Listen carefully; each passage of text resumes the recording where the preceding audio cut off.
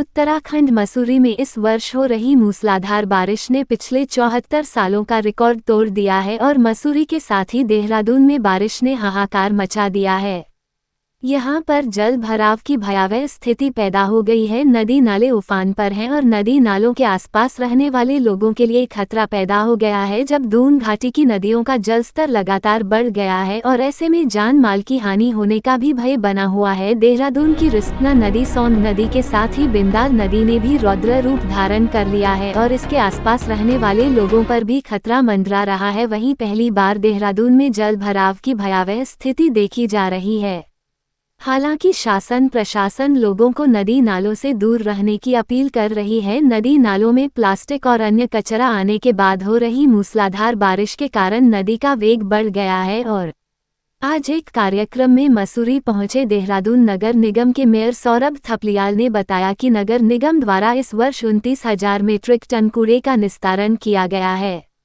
उन्होंने बताया कि अवैध अतिक्रमण को लेकर चिन्हीकरण करने का कार्य शुरू कर दिया गया है।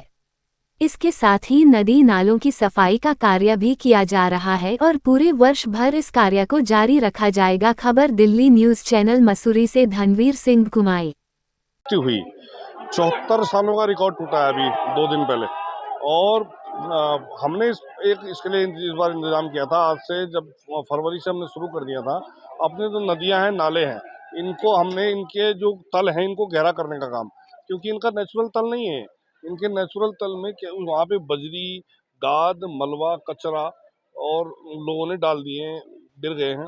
अब उनको क्या है, हर साल क्या है, अगर उसको उसके नेचुरल तल के हिसाब से अगर उसको साफ किया जाएगा तो निश्चित तौर पे जो पानी बहेगा वो नदियों से निकल जाएगा, नालों से निकल जाएगा। परंतु ऐसा हो नहीं रहा है। हो क्या रहा है कि वो हमेशा परत दर परत बढ़ती रहती है और आज कुछ जगह ऐसी हैं जहाँ पुल के बिल्कुल 1-1, 1.5 फुट नीचे तक जो है वो नदियाँ पहुँच चुकी हैं, मतलब उनका जो मलबा है वो पहुँच चुका है। ऐसे में उसको साफ करना आवश्यक है। वहाँ पे उनको निकाल के उस बजरी वगैरह को इस बार हमने नगर निगम ने देहरादून के अंदर 29,000 मीट्रिक टन जो है ऐसा ही मलबा, कचरा, गाद, कीचड़, ये सब बाहर निकाल के हमने उसका निस्तारण किया। तो आप देखेंगे जो पहले की बारिशों में कोई फर्क नहीं पड़ा। वो लोगों के घरों में जिस हिसाब से पानी घुसता था वैसा नहीं घुस पाया। तो ऐसा हमें पूरा साल भर करना पड़ेगा, तब जाके कहीं ये नदियाँ अपने पुराने स्वरूप में लौटेंगी। जो ये फिर से एक बार नीचे बहने लगेंगी। 8-8, 10-10 फुट तक जो नदियाँ हैं वो ऊपर उठ चुकी हैं।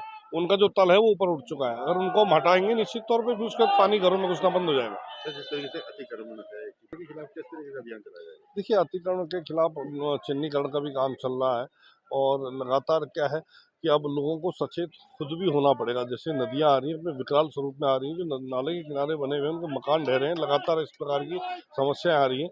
लोगों को भी सचेत होना पड़ेगा और अवेयर भी होना पड़ेगा बाकी लोगों को भी कि भैया ऐसा है, इतना किनारे बसो तो जान का हमेशा खतरा है। इसलिए ऐसा है कि उसमें एक सोच समझ के उसकी एक प्लानिंग करनी पड़ेगी बैठ के सारे विभागों को मिलके, और कहाँ तक हम अपने जो जान और माल है इनको बचा सकते हैं, उसके लिए प्रॉपर तरीके से हमें उसकी कवायद करनी पड़ेगी। उस हिसाब से आगे कार्य करना पड़ेगा।